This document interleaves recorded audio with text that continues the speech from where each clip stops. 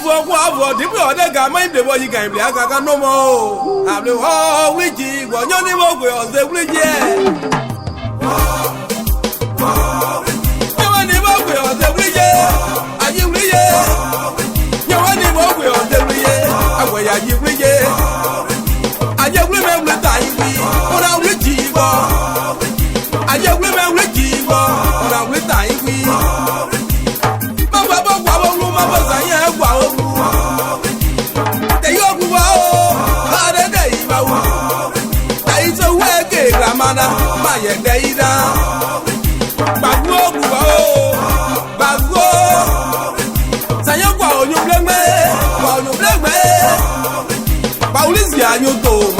Si ayuto mueve, ya play bonito mueve, play bonito mueve. Wow, you play me, wow, you play me. They go at you, be a debia. Tomorrow we are both our oh, mamma. But what the way you go, we are your prayer do. When you block one on your way, I am on your way. Honorable, bonjour. Bonjour, chers frères. Nous voudrions d'abord vous dire merci pour cette disponibilité à nous recevoir pour cette interview. Disponibilité liée aux élections législatives du 6 mars 2021 et pour lesquelles vous êtes candidat pour la circonscription de la sous-préfecture de Guéyébli. Nous tenons encore à vous dire merci. Non, c'est nous qui remercions Info Gagnant. Nous qui vous remercions pour votre disponibilité et pour le professionnalisme dont vous faites montre aussi. Merci beaucoup. Honorable Roger Nouan, vous êtes candidat pour la sous-préfecture de Guéyébli et Diopé sous-préfecture, je crois bien. Bien avant que nous ne vous posons nos préoccupations, nous sommes sur un média qui appartient au peuple ouest. Nous voudrions d'abord que vous saluez ce peuple ouest, ce peuple pour qui vous êtes candidat, et aussi vous allez souhaiter à ce peuple vos voeux les plus chers pour cette année 2021. Alors ça, vous allez le faire en ouest. Bon, on ne va pas seulement que le faire en ouest, on va aussi le faire en français. Bien sûr. On va commencer en ouest. Au bonnement, tchè, au roi de Koui, au roi de Mobiedi, au roi de Koui, Banglo, Publi, Fakobli, au roi à sous-préfecture Guéyébli d'hier, à Aglé, Kanwe, à sous-préfecture Éclair d'hier, et pour Ossé. Ossé Wadjabou, Ossé Famille Bou, Ossé Mouzier, Ossé Zondé Edicia, Ossé Apé Bodoua, Ossé Bloabou, Ossé Gouama Toinabou, Ossé. Maintenant, pour ceux qui ne sont pas ouais, qui ne comprennent pas la langue, nous voudrons leur adresser nos vœux de santé pour cette année 2021. Nous souhaitons à chaque membre de leur famille des vœux de succès, que Dieu fasse que les projets qui leur tiennent à cœur puissent se réaliser en 2021. Que notre pays demeure en paix, et que la région demeure en paix, qu'il y ait la paix dans chaque foyer. C'est ça nos vœux pour 2021. Honorable Roger Nouan, vous allez vous présenter à ceux qui ne vous connaissent pas. C'est vrai que vous êtes déjà connu sur l'échiquier politique pour avoir été déjà candidat aux élections législatives précédentes. Mais pour ceux qui vous découvrent pour la première fois, qui est Roger Nouan, de quelle sous-préfecture vous êtes, de quel village et de quelle famille vous êtes? Merci beaucoup. Je suis Roger Nouan à l'état civil. Je suis consultant logistique. J'ai un diplôme supérieur en logistique internationale. Je suis président national d'un mouvement citoyen dénommé Coalition Ça Suffit, qui œuvre pour la construction de la démocratie, pour le renforcement de l'état de droit et qui œuvre aussi pour la bonne gouvernance. Nous sommes engagés depuis 1999, pour ceux qui nous connaissent, depuis la FESI, en passant par l'Alliance des jeunes patriotes pour le succès national. Nous avons été président du collectif des patriotes victimes de la licorne. Il s'agit des événements des 6, 7, 8 et 9 novembre 2004. Et puis, vous le disiez tantôt, en 2016, nous avons été candidats indépendants dans la circonscription électorale 090, c'est-à-dire Diopé sous-préfecture, Guéyébli commune et sous-préfecture. Nous repartons encore pour cette élection en 2021. Voilà, je suis de Baye-Sebon précisément. Baye-Sebon, c'est Guéyebli, quand vous dépassez Guéyebli, vous trouvez Dieiba. Et un peu plus loin, vous trouvez Baye Sebon, mon joli petit village que j'adore. Merci, honorable. À Baye Sebon, je suis de la famille, de la grande famille Bewa. Mon grand-père, c'est Baouga Bernard. Je suis le fils de sa fille, Yé Suzanne. Merci, honorable. Vous avez été candidat aux élections présidentielles, aux élections législatives. La présidentielle, ça vient, ça sert peut-être pour 10 ans. Tout à fait. C'est pas un lapsus. D'accord, en tout cas, tout ce que Dieu fait est bon. Voilà. Alors, vous étiez candidat aux élections législatives précédentes. Vous avez perdu ces élections. Mais pour ces élections, quelles conclusions vous tirez pour les élections passées? En 2016, personne ne nous attendait à ces élections de 2016. D'abord, on y est allé parce qu'on avait voulu exprimer un ras-le-bol. On voulait donner de la voix sur des sujets. Parce qu'on ne comprenait pas. On ne comprenait pas que ce peuple, ce grand peuple là, avec tous les cadres qu'il a, avec même les élus qui étaient en activité en ce moment-là, que sa voix ne soit pas suffisamment portée. Ça, on n'arrivait pas à le comprendre. Quand on voyait les événements qui sont passés chez nous, Kitrozon, Naïbli, après Petit Diokwe, Diokwe Kafou, avec toutes les atrocités que nous avons connues, avec toutes les destructions de vies, de biens, avec les nombreux réfugiés que nous avons connus, avec aussi, sans oublier, ne l'oublions pas, l'expropriation des terres que nos parents ont connues, connaissent toujours. Nous ne comprenions pas que certains ne donnent pas assez de la voix, surtout nos élus. Je dis bien surtout nos élus. Quand je parle de nos élus, je parle principalement et singulièrement de nos députés. Donc j'ai dit, mais attention, nous pouvons faire mieux que ça. Parce que ce qu'on attend de nos députés, c'est qu'ils parlent pour les populations. Mais on voit tout sauf ça. Donc nous avons décidé en 2016 de nous porter candidat et d'être même indépendants. Pas parce qu'on a voulu le faire de manière circonstancielle, non. Nous sommes indépendants par principe, c'est par principe. Parce que nous pensons que quand on est député, ce n'est pas pour défendre des intérêts privés. Donc on est allé à cette élection de 2016, on n'a pas gagné, mais on avait un double objectif. Soit on gagnait, soit on apprenait. Apprendre de comment est-ce que les élections se passent en réalité, comment s'organise la machine électorale sur le terrain, comment est-ce qu'on mène une campagne électorale, quelles sont les difficultés qu'on peut rencontrer lors d'une campagne électorale. Et ça nous a fait un grand bien. Nous n'avons pas en réalité perdu les élections parce que nous avons beaucoup appris. Et en bon démocrate, au soir de la proclamation officielle des résultats, nous avons tout de suite reconnu la victoire de celui qui avait été proclamé à l'époque, parce que nous n'avons pas voulu que nos parents aient encore des problèmes à cause des élections. Donc voilà ce que je pourrais vous dire là-dessus. Nous sommes très respectueux de tous nos aînés qui ont été candidats à cette époque-là. Il y a un qui n'est pas des nôtres aujourd'hui, qui est l'aîné Douna Mathieu, paix à son âme, un aîné extraordinaire que j'ai appris à connaître au cours de cette élection. Ils sont nombreux comme ça que j'ai pu côtoyer. Donc ça a été une très belle expérience. Nous sommes allés, on a fait passer nos idées, on a expliqué que le député en vérité a 3 missions principales qui sont la mission de représentation des populations, la mission qui consiste à voter les lois, à en proposer aussi, parce que très souvent on a le sentiment que le député n'est borné qu'à voter les lois. Non, ce n'est pas vrai. Il peut aussi faire des propositions de loi. Et puis, enfin, le député, il a pour mission de contrôler aussi l'action du gouvernement, l'action publique. Donc, il fallait expliquer ça à nos parents parce que pendant des années, on leur a menti, on leur a fait croire que le député, il fait des routes, il construit des écoles, il construit des centres de santé, il fait des châteaux d'eau, et ainsi de suite. Il donne du travail même aux gens, alors que ce n'est pas vrai. Il fallait vraiment qu'on aille pour donner un peu ces informations-là à nos parents. Et ces informations-là sont passées. Aujourd'hui, on ne peut plus les marmailler, comme on le dit entre nous. On ne peut plus marmailler nos parents. Voilà. Si tu as envie de construire un château d'eau, construis le château d'eau, mais ne dis pas, votez pour moi quand je serai élu député, je vais construire un château d'eau. C'est de la marmaille, c'est un abus de confiance, c'est une manipulation que nous n'acceptons plus et que nos parents aussi ne laisseront plus passer. Voilà, c'est une très belle expérience.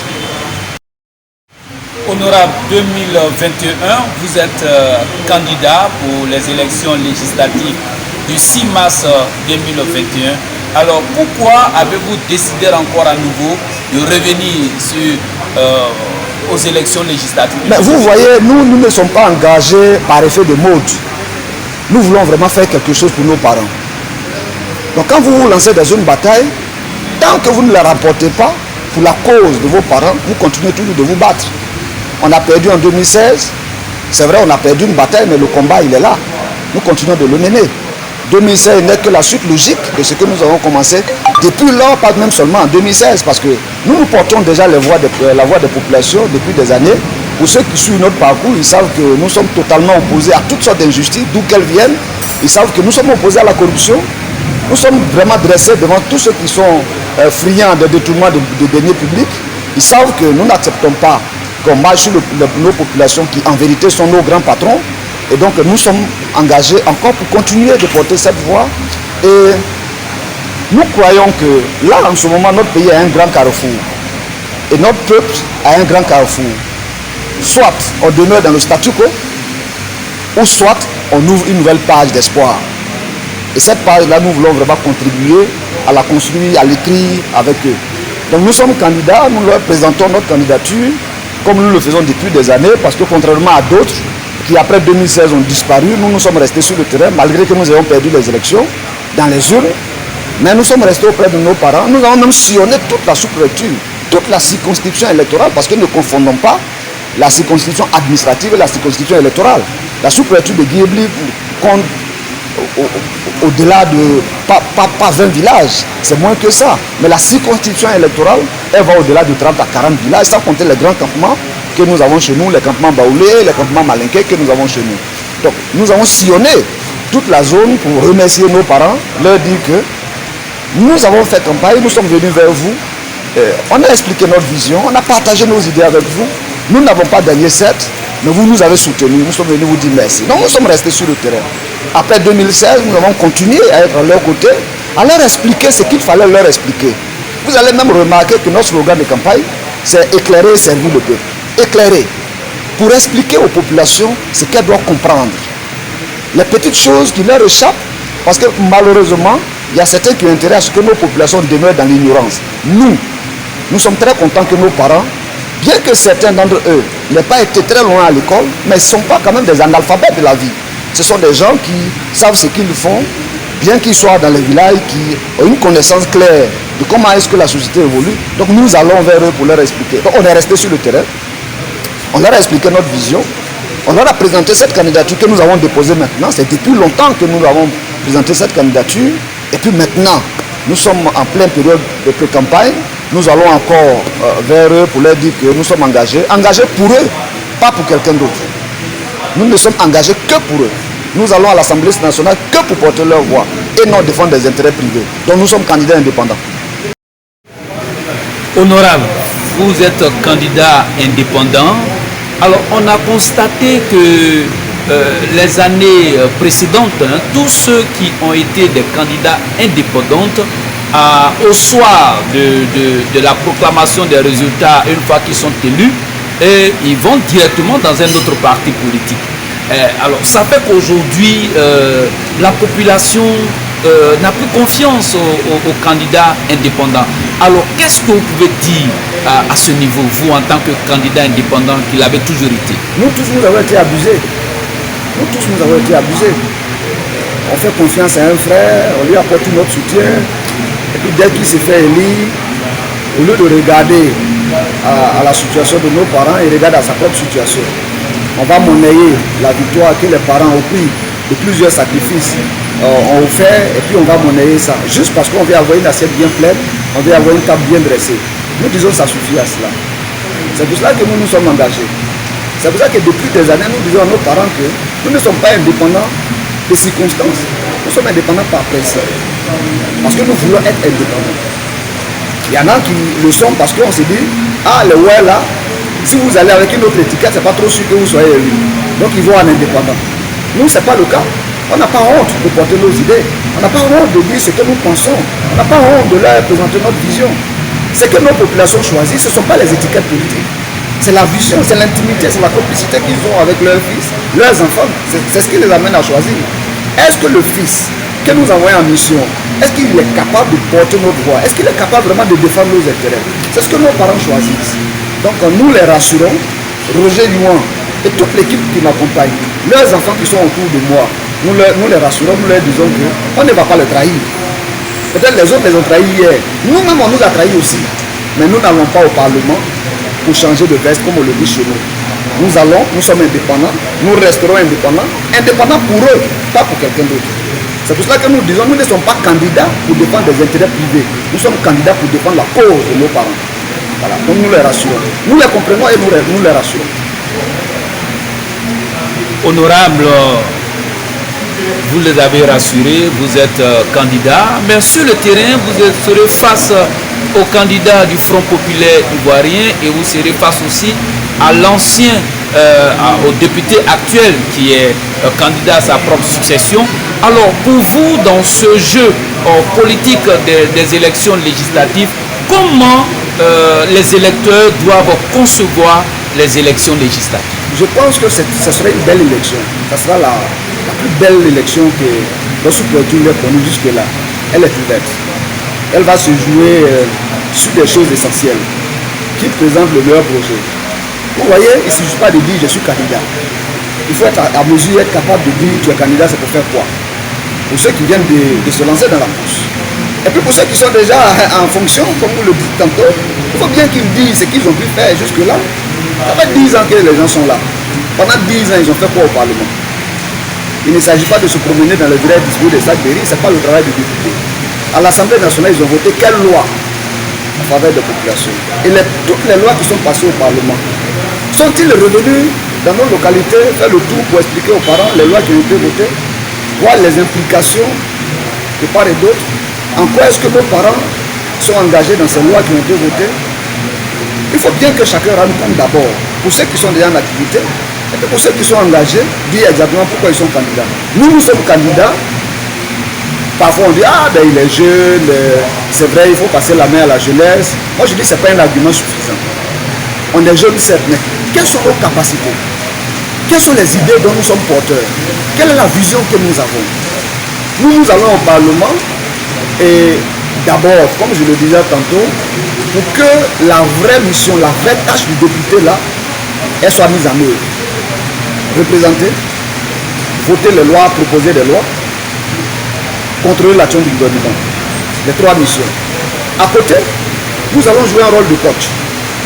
Nous allons faire parler de notre leadership. Notre leadership va s'exprimer sur le terrain. Nous ne voulons plus chez nous d'un leadership qui écrase. Nous voulons un leadership qui construise les vies.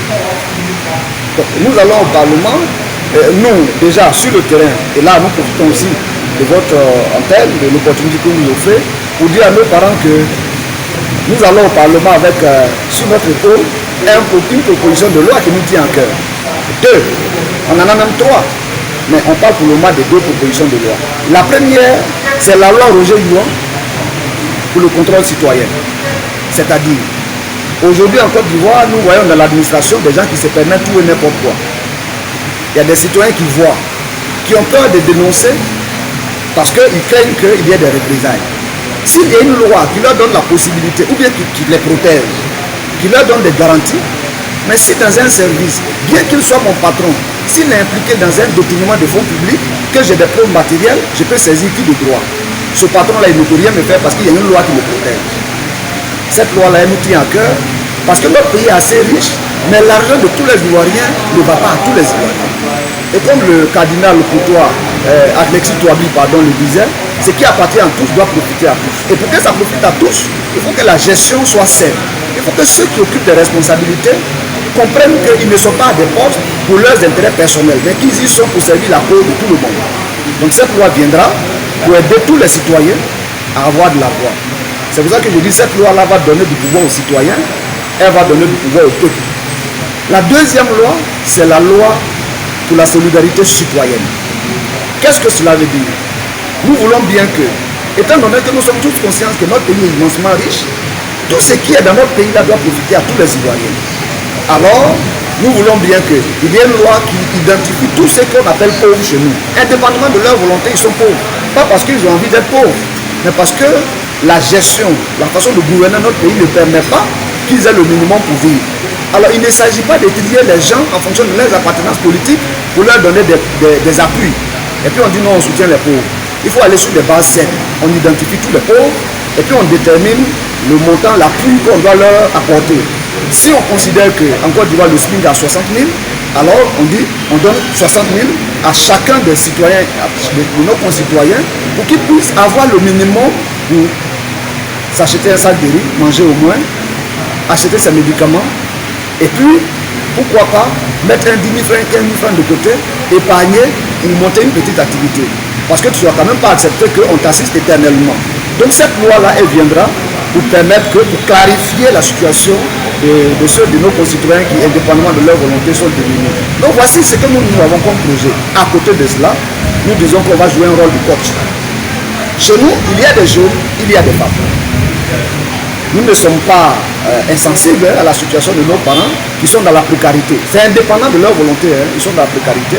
Comment on les organise pour qu'ils se prennent en charge sans qu'ils ne soient obligés d'attendre que quelqu'un vienne leur donner un sac de riz chaque saison. C'est-à-dire, chaque année, quelqu'un se promène, il fait le tour, il balance quelques sacs de riz là, parce que voilà, il espère qu'en faisant ça, il se fasse élire. Non.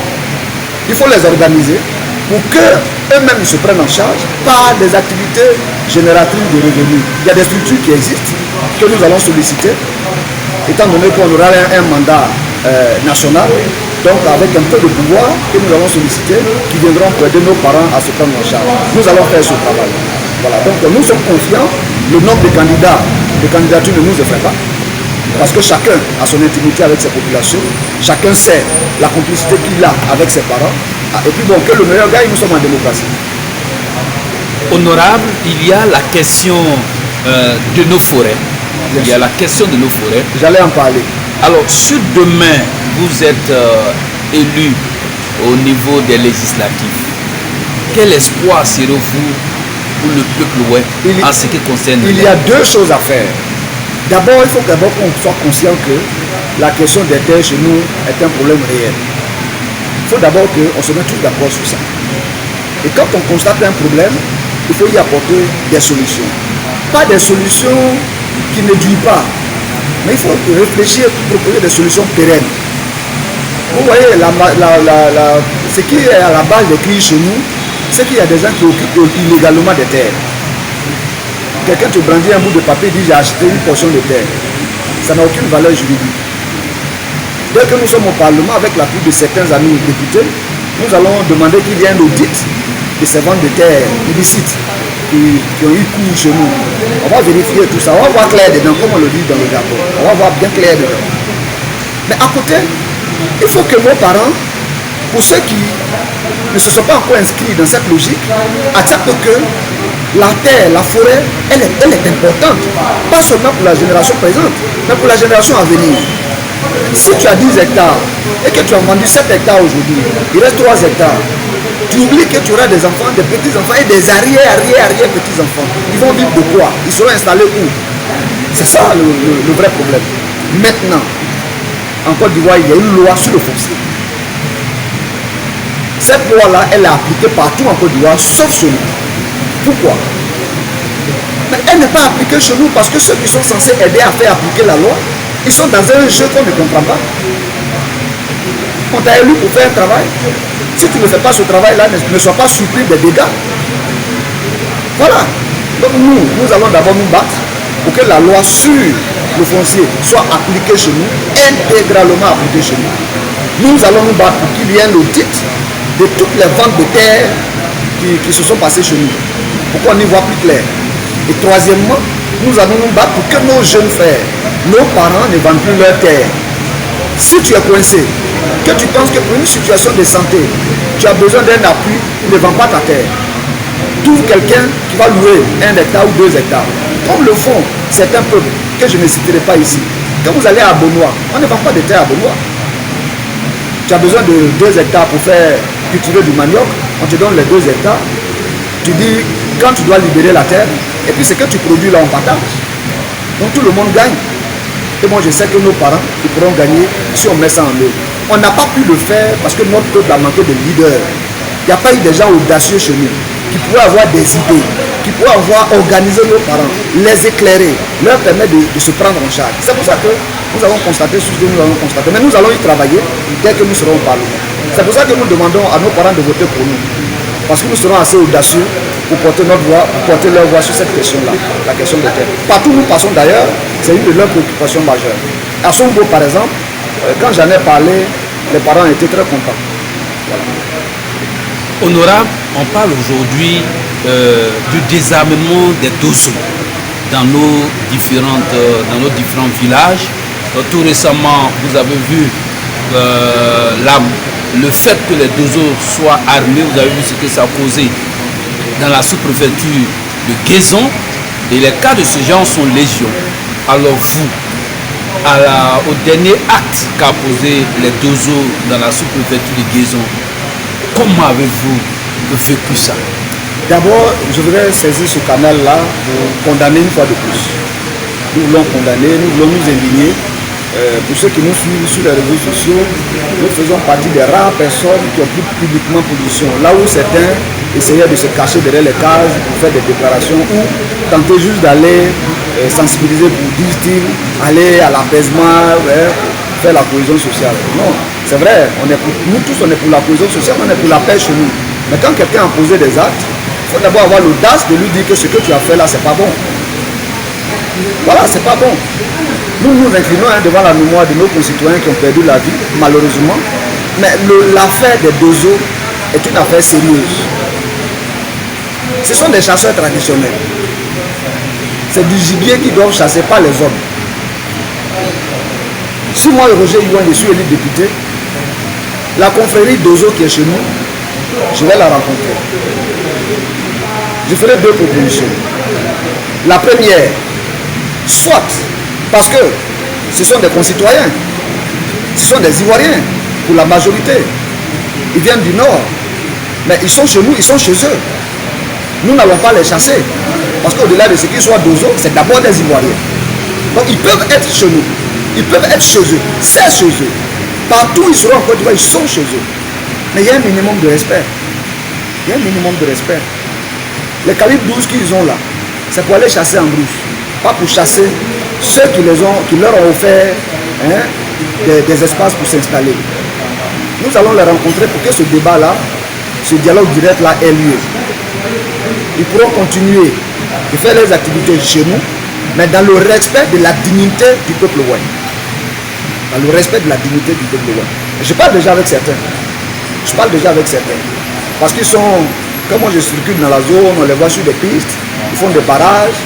Certains parents même disent c'est vrai, ils se comportent mal parfois, mais ils nous aident aussi, parce que quand il y a des cas de braquage, c'est eux qui sont les premiers à intervenir.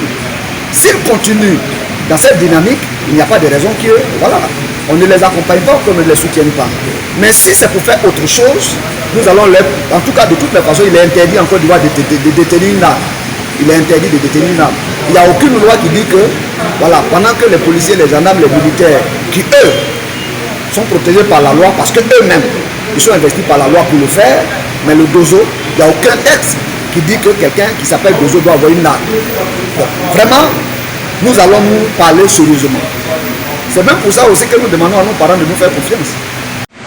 Honorable, vous les avez rassurés, vous êtes candidat, mais sur le terrain, vous serez face au candidat du Front populaire ivoirien et vous serez face aussi à l'ancien, au député actuel qui est candidat à sa propre succession. Alors pour vous, dans ce jeu politique des élections législatives, comment les électeurs doivent concevoir les élections législatives? Je pense que ce sera une belle élection. Ce sera la plus belle élection que le sous-préfecture l'ait connue jusque-là. Elle est ouverte. Elle va se jouer sur des choses essentielles qui présentent le meilleur projet. Vous voyez, il ne suffit pas de dire je suis candidat. Il faut être à mesure, être capable de dire tu es candidat, c'est pour faire quoi? Pour ceux qui viennent de se lancer dans la course. Et puis pour ceux qui sont déjà en fonction, comme vous le dites tantôt, il faut bien qu'ils disent ce qu'ils ont pu faire jusque-là. Ça fait 10 ans que les gens sont là. Pendant 10 ans, ils ont fait quoi au Parlement? Il ne s'agit pas de se promener dans les villages distribuer des sacs de riz, ce n'est pas le travail du député. À l'Assemblée nationale, ils ont voté quelle loi en faveur des populations? Et toutes les lois qui sont passées au Parlement, sont-ils revenus dans nos localités faire le tour pour expliquer aux parents les lois qui ont été votées, voir les implications de part et d'autre? En quoi est-ce que nos parents sont engagés dans ces lois qui ont été votées? Il faut bien que chacun rende compte d'abord, pour ceux qui sont déjà en activité, et puis pour ceux qui sont engagés, dire exactement pourquoi ils sont candidats. Nous sommes candidats. Parfois on dit, ah ben il est jeune, c'est vrai, il faut passer la main à la jeunesse. Moi je dis, ce n'est pas un argument suffisant. On est jeunes certes, mais quelles sont nos capacités? Quelles sont les idées dont nous sommes porteurs? Quelle est la vision que nous avons? Nous allons au Parlement et d'abord, comme je le disais tantôt, pour que la vraie mission, la vraie tâche du député là, elle soit mise en œuvre. Représenter, voter les lois, proposer des lois, contrôler l'action du gouvernement. Les trois missions. À côté, nous allons jouer un rôle de coach. Nous allons faire parler de notre leadership. Notre leadership va s'exprimer sur le terrain. Nous ne voulons plus chez nous d'un leadership qui écrase. Nous voulons un leadership qui construise des vies. Donc nous allons au Parlement, nous déjà sur le terrain, et là nous profitons aussi de votre antenne, de l'opportunité que vous nous offrez, pour dire à nos parents que nous allons au Parlement avec sur notre épaule une proposition de loi qui nous tient à cœur. 2, on en a même 3, mais on parle pour le moment des 2 propositions de loi. La première, c'est la loi Roger Yuan pour le contrôle citoyen. C'est-à-dire, aujourd'hui en Côte d'Ivoire, nous voyons dans l'administration des gens qui se permettent tout et n'importe quoi. Il y a des citoyens qui voient, qui ont peur de dénoncer parce qu'ils craignent qu'il y ait des représailles. S'il y a une loi qui leur donne la possibilité, ou bien qui les protège, qui leur donne des garanties, mais si dans un service, bien qu'il soit mon patron, s'il est impliqué dans un détournement de fonds publics, que j'ai des preuves matérielles, je peux saisir qui de droit. Ce patron-là, il ne peut rien me faire parce qu'il y a une loi qui me protège. Cette loi-là, elle nous tient à cœur, parce que notre pays est assez riche, mais l'argent de tous les Ivoiriens ne va pas à tous les Ivoiriens. Et comme le cardinal Courtois, Alexis Touabi, le disait, ce qui appartient à tous doit profiter à tous. Et pour que ça profite à tous, il faut que la gestion soit saine. Il faut que ceux qui occupent des responsabilités comprennent qu'ils ne sont pas à des postes pour leurs intérêts personnels, mais qu'ils y sont pour servir la cause de tout le monde. Donc cette loi viendra pour aider tous les citoyens à avoir de la voix. C'est pour ça que je dis que cette loi-là va donner du pouvoir aux citoyens, elle va donner du pouvoir au peuple. La deuxième loi, c'est la loi pour la solidarité citoyenne. Qu'est-ce que cela veut dire? Nous voulons bien que, étant donné que nous sommes tous conscients que notre pays est immensement riche, tout ce qui est dans notre pays là doit profiter à tous les Ivoiriens. Alors, nous voulons bien qu'il y ait une loi qui identifie tous ceux qu'on appelle pauvres chez nous. Indépendamment de leur volonté, ils sont pauvres. Pas parce qu'ils ont envie d'être pauvres, mais parce que la gestion, la façon de gouverner notre pays ne permet pas qu'ils aient le minimum pour vivre. Alors, il ne s'agit pas de trier les gens en fonction de leurs appartenances politiques pour leur donner des appuis. Et puis on dit non, on soutient les pauvres. Il faut aller sur des bases saines. On identifie tous les pauvres et puis on détermine le montant, l'appui qu'on doit leur apporter. Si on considère qu'en Côte d'Ivoire le SMIC à 60 000, alors on dit on donne 60 000 à chacun des citoyens, de nos concitoyens, pour qu'ils puissent avoir le minimum pour s'acheter un sac de riz, manger au moins, acheter ses médicaments, et puis pourquoi pas mettre un 10 000 francs, 15 000 francs de côté, épargner pour monter une petite activité. Parce que tu ne vas quand même pas accepter qu'on t'assiste éternellement. Donc cette loi-là, elle viendra pour permettre pour clarifier la situation de ceux de nos concitoyens qui, indépendamment de leur volonté, sont démunis. Donc voici ce que nous avons comme projet. À côté de cela, nous disons qu'on va jouer un rôle de coach. Chez nous, il y a des jeunes, il y a des femmes. Nous ne sommes pas insensibles à la situation de nos parents qui sont dans la précarité. C'est indépendant de leur volonté, ils sont dans la précarité. Comment on les organise pour qu'ils se prennent en charge sans qu'ils ne soient obligés d'attendre que quelqu'un vienne leur donner un sac de riz chaque saison. C'est-à-dire chaque année, quelqu'un se promène, il fait le tour, il balance quelques sacs de riz là, parce que voilà, il espère qu'en faisant ça, il se fasse élire. Non. Il faut les organiser pour que eux-mêmes ils se prennent en charge par des activités génératrices de revenus. Il y a des structures qui existent, que nous allons solliciter, étant donné qu'on aura un mandat national, donc avec un peu de pouvoir que nous allons solliciter, qui viendront pour aider nos parents à se prendre en charge. Nous allons faire ce travail. Voilà, donc nous sommes confiants, le nombre de candidats, les candidatures ne nous effraient pas, parce que chacun a son intimité avec ses populations, chacun sait la complicité qu'il a avec ses parents, et puis bon, que le meilleur gagne, nous sommes en démocratie. Honorable, il y a la question de nos forêts. Il y a la question de nos forêts. J'allais en parler. Alors, si demain vous êtes élu au niveau des législatives, quel espoir serez-vous pour le peuple ouest en ce qui concerne? Il y a deux choses à faire. D'abord, il faut d'abord qu'on soit conscient que la question des terres chez nous est un problème réel. Il faut d'abord qu'on se mette tous d'accord sur ça. Et quand on constate un problème, il faut y apporter des solutions. Pas des solutions qui ne durent pas, mais il faut réfléchir, proposer des solutions pérennes. Vous voyez, ce qui est à la base des crises chez nous, c'est qu'il y a des gens qui occupent illégalement des terres. Quelqu'un te brandit un bout de papier et dit j'ai acheté une portion de terre. Ça n'a aucune valeur juridique. Dès que nous sommes au Parlement, avec l'appui de certains amis députés, nous allons demander qu'il y ait un audit de ces ventes de terre illicites qui ont eu cours chez nous. On va vérifier tout ça, on va voir clair dedans, comme on le dit dans le rapport. On va voir bien clair dedans. Mais à côté, il faut que nos parents, pour ceux qui ne se sont pas encore inscrits dans cette logique, acceptent que la terre, la forêt, elle est importante. Pas seulement pour la génération présente, mais pour la génération à venir. Si tu as 10 hectares et que tu as vendu 7 hectares aujourd'hui, il reste 3 hectares. Tu oublies que tu auras des enfants, des petits-enfants et des arrière-petits-enfants. Ils vont vivre de quoi? Ils seront installés où? C'est ça le vrai problème. Maintenant, en Côte d'Ivoire, il y a une loi sur le foncier. Cette loi-là, elle est appliquée partout en Côte d'Ivoire, sauf chez nous. Pourquoi? Mais elle n'est pas appliquée chez nous parce que ceux qui sont censés aider à faire appliquer la loi, ils sont dans un jeu qu'on ne comprend pas. On t'a élu pour faire un travail. Si tu ne fais pas ce travail-là, ne sois pas surpris des dégâts. Voilà. Donc nous allons d'abord nous battre pour que la loi sur le foncier soit appliquée chez nous, intégralement appliquée chez nous. Nous allons nous battre pour qu'il y ait un audit de toutes les ventes de terre qui se sont passées chez nous, pour qu'on y voit plus clair. Et troisièmement, nous allons nous battre pour que nos jeunes frères, nos parents ne vendent plus leur terre. Si tu es coincé, que tu penses que pour une situation de santé, tu as besoin d'un appui, ne vends pas ta terre. Trouve quelqu'un qui va louer 1 hectare ou 2 hectares. Comme le font certains peuples, que je ne citerai pas ici.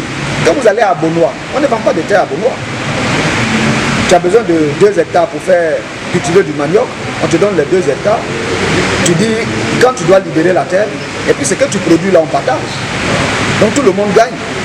Et moi je sais que nos parents, ils pourront gagner si on met ça en œuvre. On n'a pas pu le faire parce que notre peuple a manqué de leaders. Il n'y a pas eu des gens audacieux chez nous qui pourraient avoir des idées, qui pourraient avoir organisé nos parents, les éclairer, leur permettre de se prendre en charge. C'est pour ça que nous avons constaté ce que nous avons constaté. Mais nous allons y travailler dès que nous serons au Parlement. C'est pour ça que nous demandons à nos parents de voter pour nous. Parce que nous serons assez audacieux pour porter notre voix, pour porter leur voix sur cette question-là, la question des terres. Partout où nous passons d'ailleurs, c'est une de leurs préoccupations majeures. À Songbo, par exemple, quand j'en ai parlé, les parents étaient très contents. Voilà.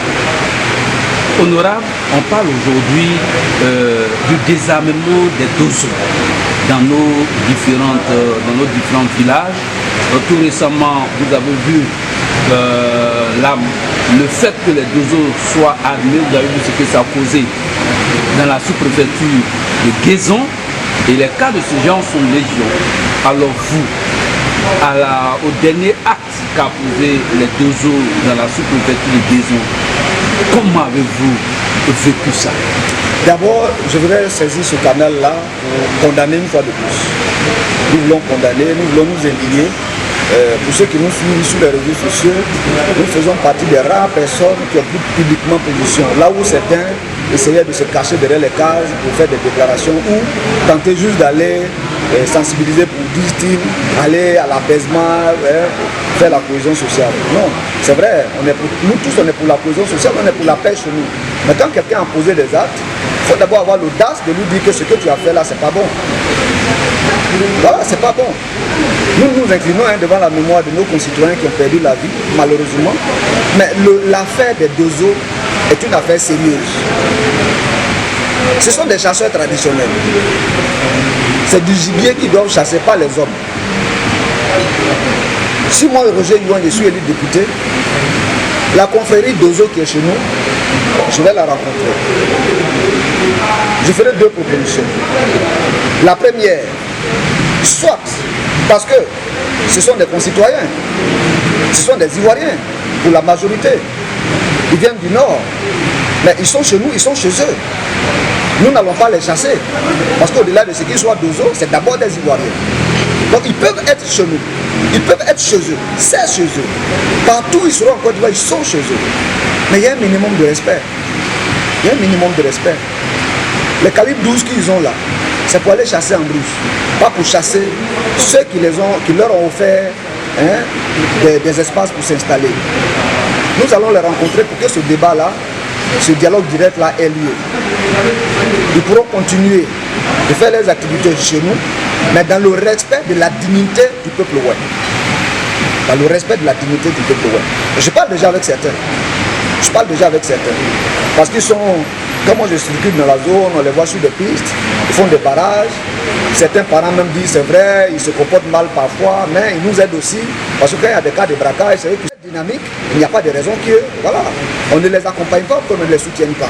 Mais si c'est pour faire autre chose, nous allons en tout cas de toutes les façons, il est interdit en Côte d'Ivoire de détenir une arme. Il est interdit de détenir une arme. Il n'y a aucune loi qui dit que, voilà, pendant que les policiers, les gendarmes, les militaires, qui eux sont protégés par la loi, parce qu'eux-mêmes, ils sont investis par la loi pour le faire, mais le Dozo, il n'y a aucun texte qui dit que quelqu'un qui s'appelle Dozo doit avoir une arme. Donc, vraiment, nous allons nous parler sérieusement. C'est même pour ça aussi que nous demandons à nos parents de nous faire confiance. Nous faire confiance. Et pour le cas de Guézo, nous sommes en train de pousser pour qu'il y ait une enquête sur la question.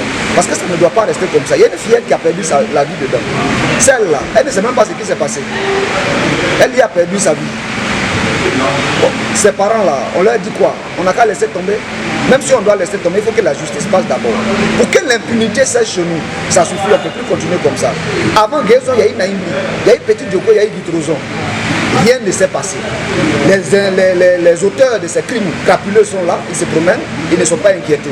Parce que nous sommes dans un pays de non-droit, on n'est pas dans une jungle. Voilà, nous sommes dans un état de droit, il faut que la justice fasse son travail. Honorable, nous sommes à la fin de notre interview.